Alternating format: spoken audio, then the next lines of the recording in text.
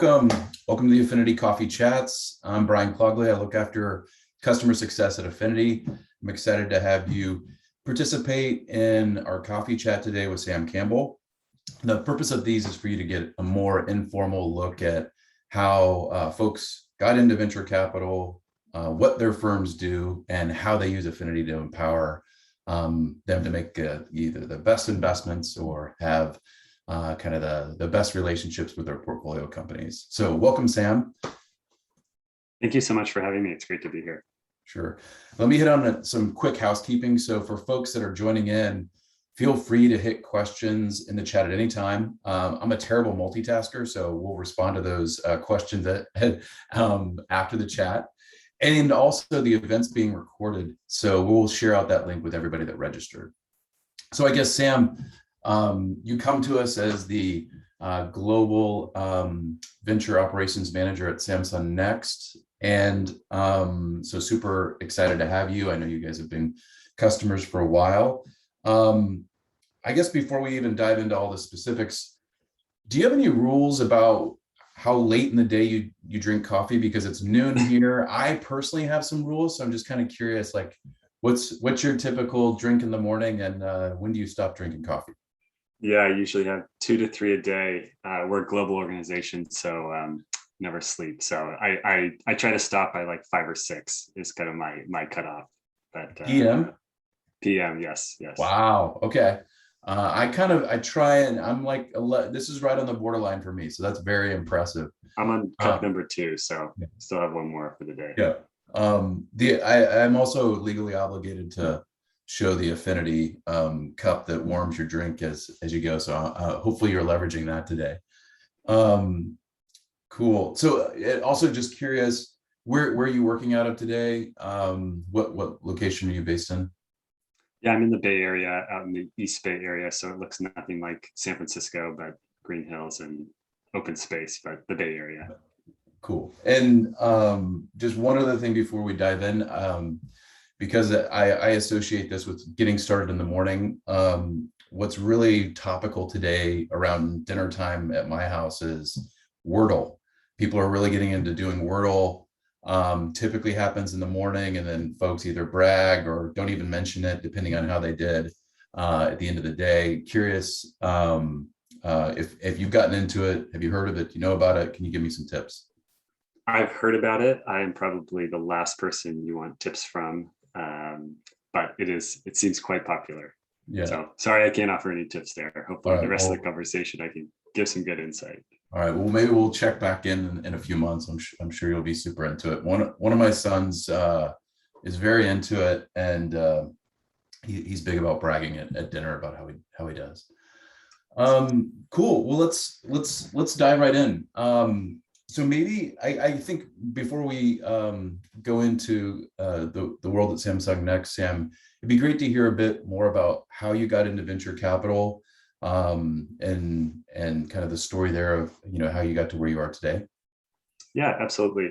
So I started my career at PwC in the Bay Area and worked on a handful of financial clients, some of which were venture capitalists, and at those firms, I was tasked with doing the valuation. So as you know, a lot of these frothy markets these days, it was seen as frothy back in the day as well. So that's where I started my career, doing the valuations for these private companies, and then moved over to Stanford's endowment office to help run a direct investing program that they have going on there. And it was a high volume, leveraging the alumni for deal flow and licensing technology. So really like 1,000+ companies there.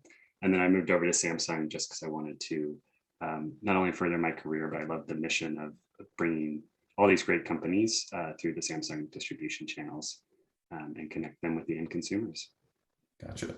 Yeah, that's interesting. So you bring the perspective of being at an LP, and then also now in the venture world and corporate venture to that. Yeah. What's curious about your perspective about what's different between being in an LP versus VC? Yeah, the LP, you're really looking at the manager, the quality of the manager.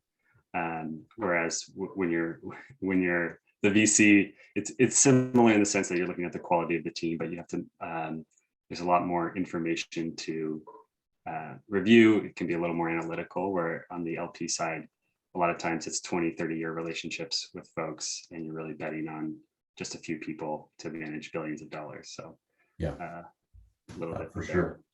sure. It's interesting you mentioned the valuations. Do you think maybe whomever has your role now, they just have a spreadsheet that multiplies everything by 10? Yes, exactly. I follow some of the companies, and I'm sure that if you've been investing in top tier venture for the last 10 years, I'm sure your returns are great. So just add a multiplier to that. Great. Awesome.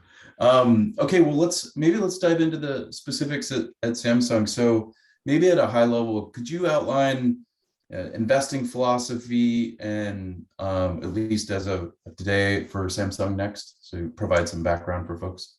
Yeah, absolutely. So we are, as the name implies, connected to Samsung Electronics. So we're an early stage innovation and venture arm, really with the mission to bring insights to Samsung Electronics where the future of technology is going. And we're not a bunch of strategy analysts sitting behind a desk, but we thought, let's go out and partner with the best builders and founders that can kind of tell us where the future is actually going, rather than build some strategy decks and kind of send along. So our whole mission is to bring the insights by partnering with these early stage companies. And so we invest in 6 sectors: AI, blockchain, infrastructure, media tech, health tech, and fintech. So a pretty broad area. And we do about 80 to 90 investments per year. So fairly high volume as well across all of those sectors. And how many investors on the team? We have about 20 investors globally, and our whole group is about 50. Right. We have a whole platform team support folks as well. Okay, great. We'll dive into some of those dynamics in a second. I'm kind of curious, has any of the kind of the higher level like investing philosophy strategy changed with with what's been going on in the last 2 years with the pandemic and people moving into more remote work? Yeah, we've seen a big shift. It's kind of opened our aperture. I joined right at the start of the pandemic, so I started on Zoom at Samsung Next. But what I've noticed is we've tapped into a couple different ecosystems outside of New York and the Bay Area, just because Zoom really enables us to meet a lot of great folks. And we've seen, we even held an event this summer in Indy, somewhere in the Midwest. I'm trying to remember which one, but it was one of those places where you don't typically associate with venture capital, because we had made an investment in a founder from the city, and we were able to go connect with those ecosystems. So it was a really great opportunity. Not only did we get to find a founder outside of the coasts, but also then go to an event with him in his local city. All right, hold on a second. I gotta give you a hard time now. I grew up in Kansas City, which is couldn't be any more in the flyover middle of the country.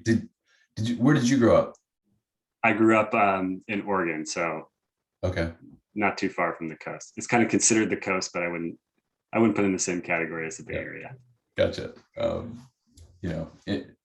Awesome. Well, maybe, there is some space between the coasts. There's a lot of good founders there.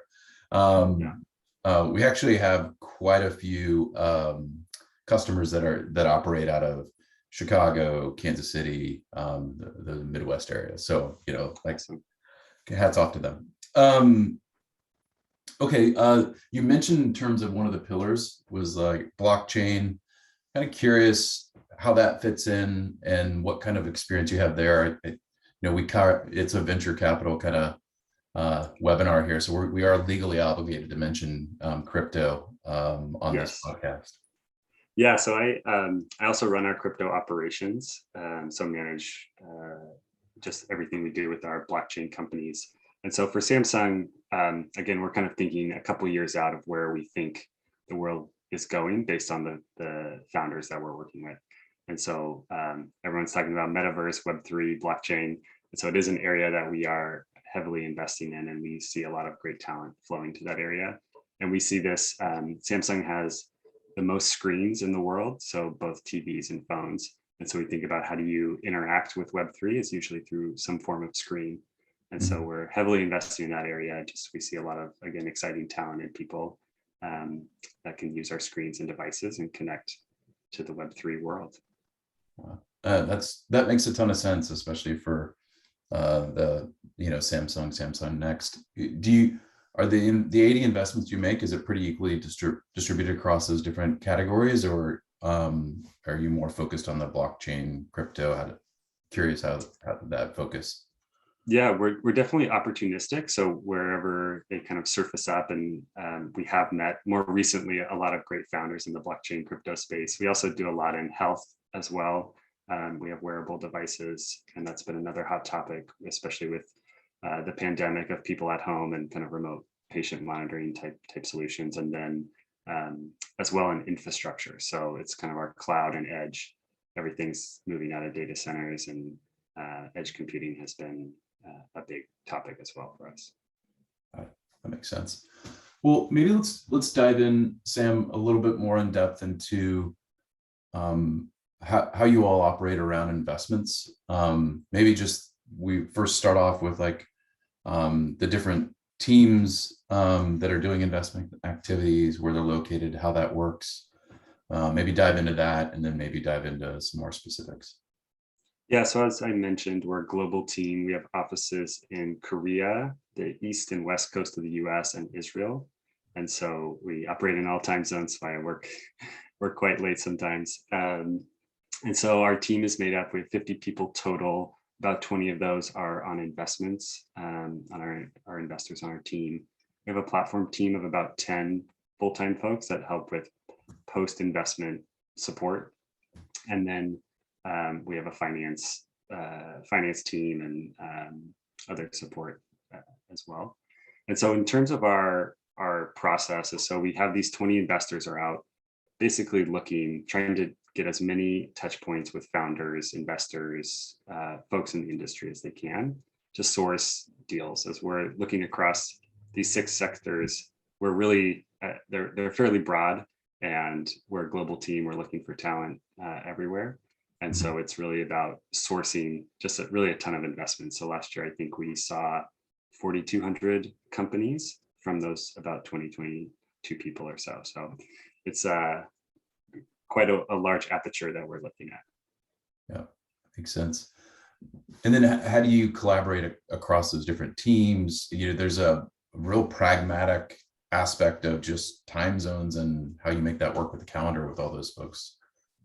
Yeah, so the biggest piece in this relates specifically to Affinity is we were looking for a system to kind of keep everybody on the same page. As I'm sure most folks here know, that if you're in different countries, different time zones, different offices, it's just hard to keep everybody on the same page in a timely manner. So we use Affinity not only for the deal sourcing, so we kind of work deals through a pipeline, but really how we collaborate and stay on the same page with our post-investment support team is through Affinity. Each company has its own page, and that's where we can see automatically just who's speaking with each companies. And so, for example, we'll invest in a company, and then we can have 5 or 6 folks from Next reaching out on our platform team.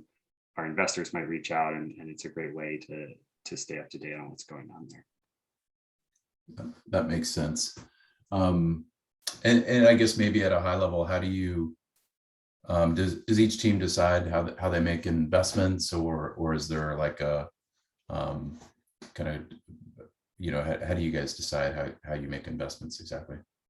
Yeah, so we have each regional office, they have their own ability to make investments, but given our team's scope and breadth, we'd like to get everybody on a call to kind of discuss investments before they're made. And so we use Affinity actually to run our weekly meetings. So we have a board that people can just drag the companies in to say, I want to discuss this company. Maybe they're at the final stages of diligence, and they use, it pings me in Slack. Actually, I have an integration so that I don't have to check each time. But it's a way that our team can kind of see what's coming through the pipeline in different offices.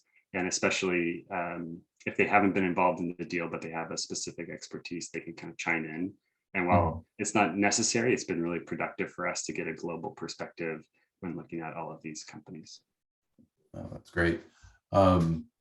I'm kind of curious, maybe from what you've heard from your teammates, but maybe just from your own perspective, what were you maybe surprised or delighted about when you just started using Affinity to help power some of those investing activities? The biggest, and I think our team's favorite feature, is just the automation. So not only does it track who's talking to who, there's no manually logging calls and meetings and emails, which is amazing, but also the enrichment we've really enjoyed. So bringing in descriptions or round details, those have been great to just kind of turn on, add in for our team that have really surprised us. And then as well, just the ability to stay on top of these companies. So we have now 150 active companies in our portfolio and 35 to 40 people interacting with these companies. So it would just be a nightmare to do all of this manually. So we're just very delighted that it all just kind of works and plugs in and helps our team know who's talking to who. Right. That's great. That's great. One thing I was going to ask you about is on the portfolio side of things. We're as people have been investing a lot over the last few years and are growing, managing portfolio companies and the different services that are provided to those portfolio companies is like definitely a thematic thing that comes up fairly regularly with prospects or customers as they start to adopt Affinity. So I'm kind of curious, how does it help enable you guys on that front? Yeah, so our platform team, they're probably the biggest users of Affinity post investment. That's where they log all their notes, for example. So every call, we add some notes to Affinity. And they work across BD, hiring, sales, marketing, PR. So it's a really broad group that is essentially there to just help our portfolios be successful and add value to them. So they are able to use Affinity to stay up to date, log all of their information, and then as well they use it to report out to our team, our investors, to say, here's all the activities we did, here's the 5 engagements we've done with each company. So they use the Affinity reporting there as a dashboard each week to share the activity and all the engagements in a nice, clean and easy automated format. Oh, nice. That's good to know. That's super helpful. I am curious as you've been diving in, what are some things that you wish were there that maybe aren't today? Yeah, it's a good, if you could respond to all the inbound emails automatically, that would be great. There's, I think our kind of approach is to turn to Affinity first. We were looking for a single source of truth for what's going on with our portfolio and our pipeline. And it's been great at that. But yeah, the inbound emails, that would be great if you could clear some of the non-essential emails for us. Oh, that's great. Well, we hit a little bit, I guess, maybe going back a little bit more on the investing activity and the operations. You mentioned you guys leverage the board. You're using those in your weekly meetings. How else does the investing team use it kind of throughout the week or month or throughout the year? Yeah, I would say the biggest way is just to keep track of these companies. So you can kind of do the math. If we saw 4,200 companies and we have 20 people on the team, they're speaking with a lot of founders and companies. So our team uses it to keep track of companies. They might have maybe 10 meetings a week, and we have a goal internally that we want to respond to every opportunity within 7 to 10 days. So they can they can use Affinity to filter and sort when their last meeting was, and to make sure that they're getting back to companies, but really using it as a pipeline management tool to make sure they're following up with companies. I personally use it when I look at companies. I have a specific tag so I can see the 10 companies I need to focus on each week and bring to the team. But it's really how we manage our funnels through this dashboard. Great. You actually touched on something that I wanted to dive a little bit deeper in, because there's another theme that we're hearing a lot about is having folks have like kind of critical key performance indicators that they're tracking closely. And we've of course launched an analytics platform that helps support that. And you mentioned like time to respond to founders that reach out, but are there other KPIs that investors or yourself kind of look at on a regular basis? Yeah, one of the KPIs that's great that we track through Affinity is just the number of meetings is in VC, you never know where that opportunity will come from. And so our team is really focused on making sure we're just having touch points with founders, service providers, investors, everyone, PMs at companies that might leave to do their own thing. So we just want to have our presence in the ecosystem. And so a lot of that's through whether informal or formal meetings. And so it's great for us. Just tracking meetings automatically is huge. So we're not going in, our team's not going in and tracking at the end of each week all the opportunities or meetings that they've had. But that's a really an indicator for us is how active we are in the ecosystem through the number of meetings that we're doing, and we can track that nicely through Affinity. Great. That's excellent. So we hit on investing activity, we hit on managed portfolios. Any other key workflows that you leverage Affinity for to help enable some of your operations today? Yeah, I would say the reporting has been great, just kind of keeping track of companies. And it's also great to stay in touch. So oftentimes everyone knows in this kind of venture environment, the deals are moving so quickly that we might not be able to move quickly enough, but it's been great for us to stay in contact with folks and set reminders to follow up periodically. And we did a deal recently where we met the founder kind of 2 rounds ago and we hadn't been able to move quickly enough. But I think we started the relationship 2 or 3 years ago and have been able to follow up in that way as well. Yeah, we're definitely hearing a lot of feedback around basically being able to uncover like companies. So, you've interacted with a company that fits a certain profile, but you want to know the full ecosystem of all companies that kind of fit that profile. So you can either reach out to the founders or whatever, which obviously it's something that we're thinking about and how we can enable that. So that's definitely something that's coming down the road, but that definitely resonates with me based on what I've heard from others. Yeah, another way that we use it that's just uncovered this a couple of days ago is we look at the source of all of our companies. So we kind of go through and see whether it's been a referred deal or they reached out cold. And we noticed our highest percentage of conversions were our own portfolio founders recommending other founders speak with us. So that was quite a high conversion rate. And we actually saw there was one founder in particular that stood out, referred 25 companies to us. And so we'll make sure to send him a nice gift, but we probably wouldn't, we kind of knew that he had been referring founders to us, but it was a nice way as I was going through the data just to see like, it was a great founder that had been referring us deals, and we've done a few of his referrals. Yeah. Another common thing for the corporate venture world is, other venture firms too, right? It's another common one. Well, I guess just in closing, kind of curious, is there anything else that we didn't cover about kind of your existing processes or your time with Affinity that you wanted to share with the folks listening in?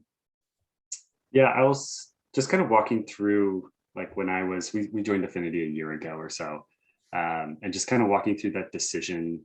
We kind of saw the CRM as like a kind of like a cost center. It was like just do it so that we know what's going on. And we really had to make the change just given the pace to see our CRM as a value add. So we're getting value out of it in terms of knowing what's going on rather than just kind of tracking for KPI purposes. It's really leveraging it to extract value. And I was a little nervous. It was a lot of work to change CRMs. There's a lot of data and all of that, but we really leveraged Affinity's the CSM, our customer support manager, Ari Solomon, was just phenomenal in helping us get it set up. And it was a little intimidating for me at first to construct a CRM from scratch, but really leveraging the Affinity team has been great in terms of walking me through and giving me the tools to build out our instance. Great. Well, thanks for saying that. Now I'll just have to manage Ari's ego for sure.